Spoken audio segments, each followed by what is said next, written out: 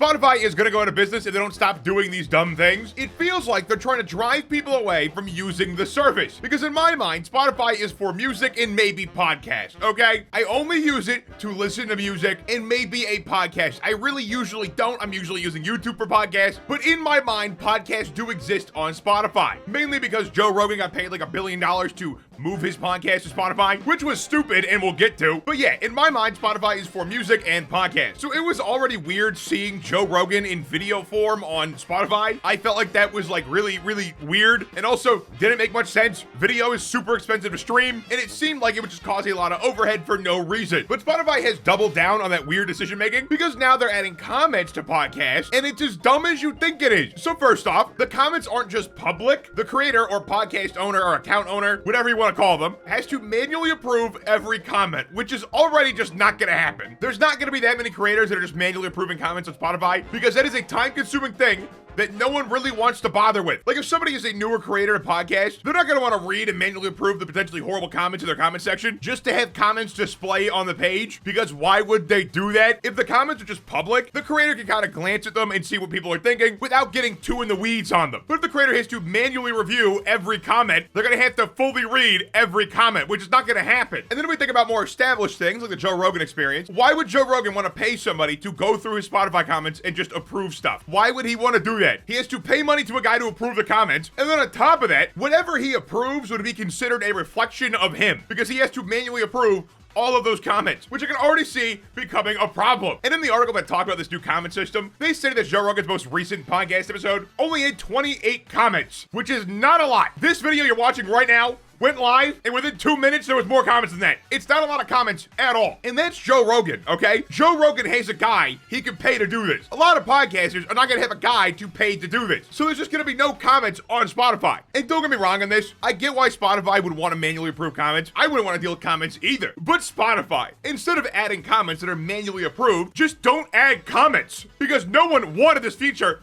and no one cares about this feature. Does anyone here want Spotify comments? Because I certainly don't. I don't care. You know what I want, Spotify? I want that lossless streaming you guys keep talking about because it's been like 6 years or something. Just release the lossless streaming. What are you guys doing over there? Like, instead of trying to compete with YouTube, Spotify could just lean into the stuff that makes them good, like their music streaming and their podcast streaming. Please, just lean into that stuff. Also, seriously, I am pretty sure lossless streaming has been teased since like Spotify's founding. It still doesn't exist. I don't know why or how it's taking so long, because Tidal, a competitor, has had it since launch. That's their whole thing. So I really don't see why Spotify can't do it. It really just seems like pure laziness to me. But that's a feature people would actually want and care about. Does anyone really care about comments at all? To me, it just seems like they're trying to be YouTube or a bigger social media platform in general. And there's no reason to do that, Spotify. No one's going to care about you in that way. You will never break that barrier, Spotify.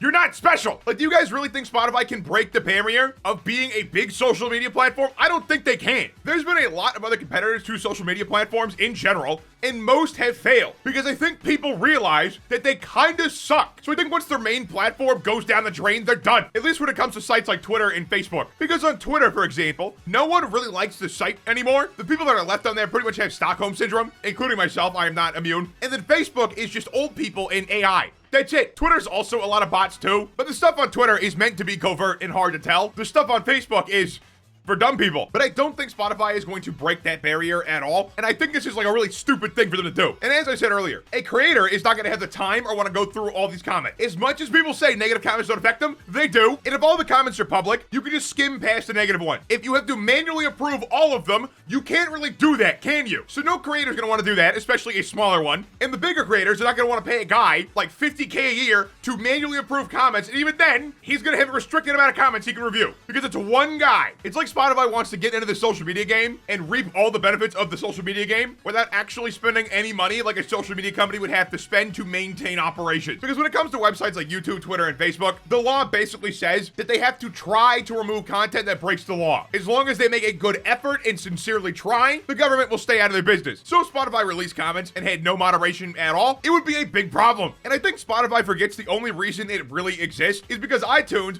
wasn't supported on other devices. That's pretty much it. When Spotify released, its competition was iTunes, and iTunes was the thing everyone used. And I think the only reason iTunes didn't take over the entire market was because they were so pretentious about putting it on PCs and Androids, because if I remember correctly, you could use iTunes on Windows, but it was horrible, which is kind of true today. Like, using Apple Music on a PC sucks. It's horrible, which is why I use Spotify. And that's also why I have this opinion. So I could be wrong. And I do need to give Spotify credit where it's due, okay? Spotify seemingly was the first app to integrate Friends. And it like shows what they're listening to and stuff. Because I found this thing called iTunes Ping. And iTunes Ping looks a lot like modern Spotify. But iTunes Ping launched 2010 in September. And I went back and found 2010 Spotify, and it looked like this. And if you go to the right corner, it has a Friends tab. So seemingly, Spotify is the reason iTunes has any social function at all, which is kind of cool, I guess, but it's also not 2010 anymore. I kind of don't care anymore. Spotify, stay in your lane. You're not YouTube, you're not Twitch, you're not any streaming platform, you are Spotify. You are for music. Once Spotify gets all the features for the music stuff down, like lossless streaming and all that, I'm okay with them doing whatever, okay? But until then, stop wasting my subscription money